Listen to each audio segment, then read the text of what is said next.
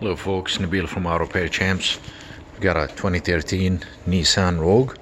Today I'm going to show you how you reset the maintenance light or the oil change service light. When you start the car up, there's a light that says service due now. So what you need to do, let's say you're coming from outside, you get in, close the doors. Make sure that you close all the doors. Put the key on the on position.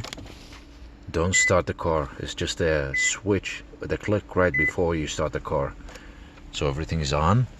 Then what you need to do is click on this button here,